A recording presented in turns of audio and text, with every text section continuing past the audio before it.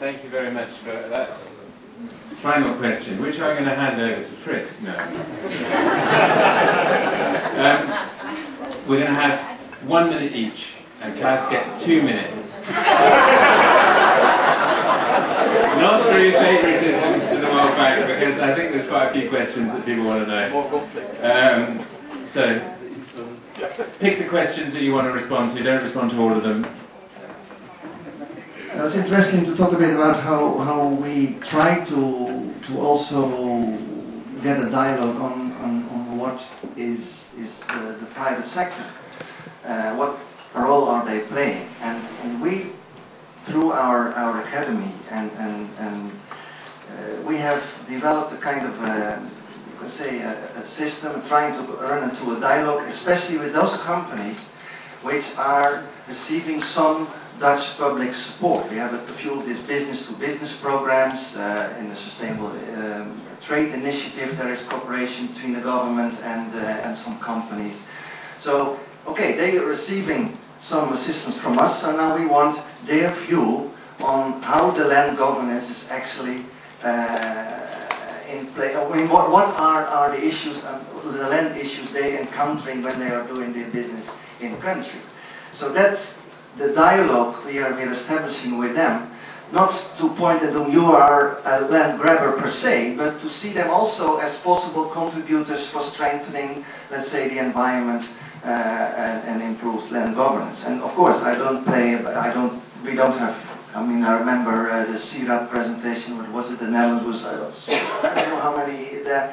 But another thing is that, what I also can share with you is that our Ministry of Economic Affairs and Agriculture also has made a very specific, still confidential study, but it will be debated, let's say, openly quite soon. They made a very in-depth study about what Dutch companies are involved in acquiring land, and in what countries, in what amounts, and in what way. So these are I think, issues which are very revolutionary for a government to go into these kind of dialogues, but we see them as part of the problem, but also as part of the solution, I think. Great, thank you. Paris, do you want to? Okay, yeah. Many of the questions were about private sector involvement, voluntary guidelines not being enough, UK having this impressive figure of being among the top 3 of large-scale land acquisitions, and what is DFID doing. And I thought about it, and I think DFID is doing quite a bit. When we look at, for example, UK land investments already, DFID is engaging in dialogue with the private sector, in the positive and in the negative sense. Let me explain what I mean by that. Positive, we have a number of challenge funds where we try to harness the potential of the private sector for the purpose of development. Of course, they all go through due diligence processes, etc., etc. And when you buy your tea from Waitrose, that has been the result of a collaboration between Waitrose and Kenyan farmers. You can be sure that this due diligence has ticked all the boxes, and that is not just ethical land investments. So that's where DFID money is directly involved. Not many people may know that under anti-corruption, DFID is funding quite a bit of work to follow the money. And where corruption happens, where UK companies are involved, DFID is funding the investigation and prosecution. We've often been accused by people who said, that's not your business, do development. That's something for other people to do, but we felt that's the other side of development when it's not working properly. So, and we're quite happy to see that that is bearing fruit. We weren't so sure that with all the vested interests involved that would really move forward, but it is. And of course it is a quite confidential matter. That's probably also why we're not advertising it that much, but that is the other side, that's the negative side of it. I might not have mentioned yet, but in our policy division under what we call investment climate policy research, we have a major focus on property rights. And that includes land rights, land property rights and land access rights. Some of our bilateral programs have a specific focus on that. For example, in India, we have a target on supporting access and property rights specifically for Indian women, and most of them live off farming. So in Rwanda, we support titling for small-scale farmers. So All those processes are driven partly by policy, partly by direct engagement, partly by our bilateral programs. So that's just the ones where we have explicit targets. I already mentioned that we don't do much budget support these days. So we also have a much clearer and not always such a welcome leverage for what we are doing. Somebody asked about rethinking the logic of aid. Don't forget, our mandate is poverty reduction, so we are held accountable by what contributes to poverty reduction, and that ultimately is the common denominator for our work. Emerging powers, somebody mentioned that. You will be aware that we are not directly working in the Chinas, Brazils, etc., in terms of bilateral programming anymore. But what we're doing is trying to facilitate good lessons to learn what emerging powers might be able to share with developing countries, what to do and what not to do. And for example, China, Brazil, they have great stories to share, also on land, on what has worked, what doesn't work, what may be comparable, sometimes it's not that comparable. So we're trying to make a positive difference there by facilitating that. Thank you very much. Sorry, I will be very short, 10 seconds. Thanks for this information about the bilateral investment treaties, 135 I learned now Germany has. I think we have to look into that. And the question from Jenny, emerging countries and investors from emerging countries. Very difficult to get them into the boat, and like I said before, I think we are somehow at the starting point to get investors in the boat at the moment, and maybe they jump later on it as well, but it was, well, it is, for example, still difficult to cope with other development agencies from other countries. For example, JICA, the Japan government, we never were able to cooperate with them in our partner countries, and in this case, when it comes to investments, I think it's will be very, very difficult, but I have no idea of that at the moment. Okay. Thank you. Oh, any last thoughts? Thank you. I will respond to a question by Mike Taylor and a related question by I think, yes, the lady from IFAD. Yes, of course, there are increasing risks of land dispossessions for many rural poor, but this is the outcome of many structural trends, and of course, just the initiative of the voluntary guidelines will not solve all the problems. But to the extent that it translates into concrete initiatives, it can improve the situation, and it can provide some seeds for change over the medium and long term.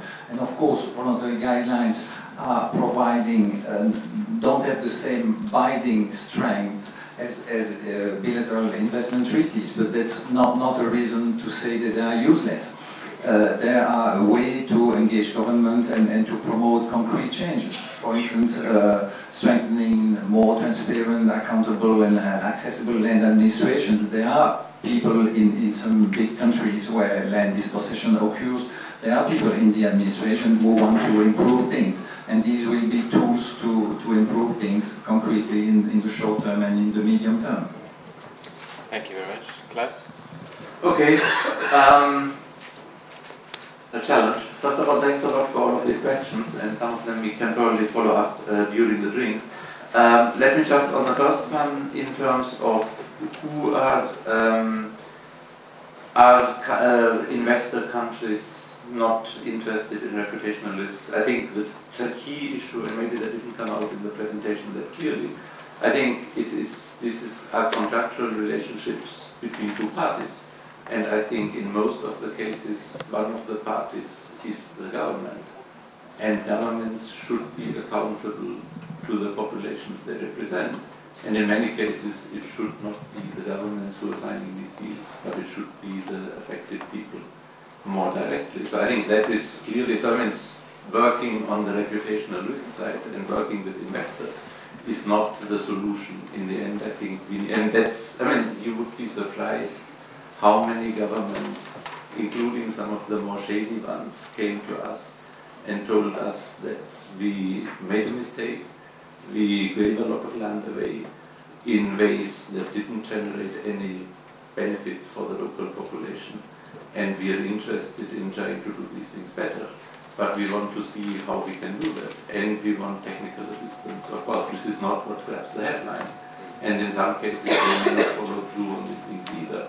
But that is clearly an opening, and I think, at least from the World Bank, our primary clients are country governments, and we need to work with them. And I think that is technical work, but I think that involves on the one, involves on the one hand making them more accountable, strengthening decentralized mechanisms of representation, because if you have local governments, that is one step closer, but it also has more challenges of elite culture and whatever. So I think the only thing is it needs to be investors, there needs to be governments, and there needs to be civil society together, and all of these need to come together. Second, I think that land is not enough. I think that is fundamentally agreed, and I think there were clearly some mistakes that have been made in the past. I think policies and allowing people to make effective use of this land is at least as important, and that requires a broader set of policies, which we are trying to encourage people, the client governments to do. On the governance, on the land governance, I think we have developed a broader set of indicators on land governance, because we think we shouldn't lose track. We shouldn't just be blindsided by this phenomenon of large-scale investment. That means there are millions of poor people who lack secure land rights, and who should be our primary clientele. And I think there may be some situations where governments can marshal private investment to come in and help in that, but clearly this is essentially a government responsibility, and there's a lot of work to be done, and I think we have urban dispossession in the context of urban expansion has been mentioned a couple of times, but clearly that is a challenge. I just come back from Ethiopia. I think there are much worse things happening in the periphery of cities that are expanding than in Gambela and Benishangul, where most of the attention is focusing. And that is something where, again, we need to remind governments of what they're there for, and that these arrangements probably don't maximize social benefit in the long term. And I think the tender issue is similar. In terms of the internal World Bank politics, I think that we leave to the drinks and some of the specific questions. Okay. Great, Klaus. Collins has his hand up. Okay. I don't want to let Klaus. My name is Jorge Munoz. I just joined as land tenure advisor at the Agriculture and Rural Development at the bank after 13 years in operation. So I don't want him to take all the punches. So there are a couple of questions related to I think Gustavo raised about. Of course, there are a lot of internal debates within the bank. As you can imagine, it's a very large organization with multiple activities and objectives. And there are very intense debates, and some of them have to do with, for example, shall we suspend disbursements on projects or other types of cooperation. That happens all the time. And the answers are not always straightforward. I'm sorry, I don't know specifically about the case of Honduras, but those things do happen, and there have been cases both way back in the past. I was involved in a project in my own country, in Bolivia, where a project got suspended, and the whole process of intervening the Ground Reform Council, where a lot of speculative land acquisitions were taking place by the Bolivian state, was suspended, and then the bank financed an entire restructuring process that led to the passing of a new law. More recently, we have had similar examples in the case of Nicaragua, where the government was refusing to register title to indigenous peoples, which for the first time in Nicaraguan history had been approved by law, but they were having trouble with that, and there was a lot of debate within the bank whether additional support, it wasn't budget support, but it was direct support to the government, whether that was going to be suspended or not. So rest assured, a lot of that happens. Sometimes the outcomes are not as we would like, but the bank, as you know, now has probably one of the most open and liberal information disclosure policies of development organizations. Just about every document that the bank generates, some of them internal, external, are available. And we strive every time we can in events like this to make as much information available. We have to talk to you a little bit more about details of how we have these debates. But believe me, Klaus and I have a lot of internal debates, not just between us, but between the rest of the bank and certainly IFC. Thank you. Right, okay. Great, last 1 minute or less.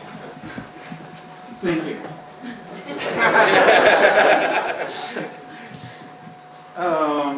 Well, let me just first say that there are no internal debates going on inside USAID. We're one very big happy family. Except for on Friday, Congress is going to shut down the government. So yeah, we're doing great.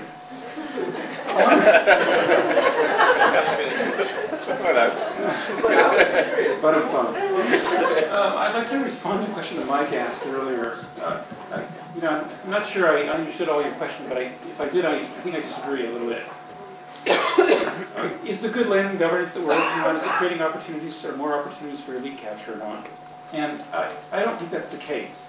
I think that what I'm seeing around Africa, working in about 20 countries in Africa, is a slow, gradual process of what I would call walling off or fencing off the bad behavior and creating, as that world gets more constricted for bad behavior, I think it's at the same time creating new opportunities for smallholders largely, or pro-poor, to be able to access additional economic opportunities. So I see this kind of slide rule taking effect. And I looked really closely at the Sudan land policy, which is brand new. We haven't really seen what's going to happen with it yet, but I think it's a potential good example. When I look at the new Kenya land policy, I see some really good possibilities there. And also the Mozambican land law also has a lot of good possibilities. So I think that what's actually happening is this is a very long, slow, drawn-out process. And I think that actually what's occurring is that people are gaining more opportunities, and that potentially they can gain additional opportunities. The real problem is in the weakness in the institutions. And these institutions take a long time to rebuild or to build in many of the countries where we're working. The last thing I want to say is that we focused a lot on agriculture over the last 2 days. And I think that there are other models that we could be looking at. The green timber movement, the green coffee movement, some of the extractive industries, Kimberley process around combo diamonds. I think there are some really good examples there that we could be looking toward in terms of informing this agricultural discussion. Okay, so that's great. Thank you. So thank you very much. Yeah, a big clap to all of the panelists. Thank you very much for subjecting yourself to hard talk.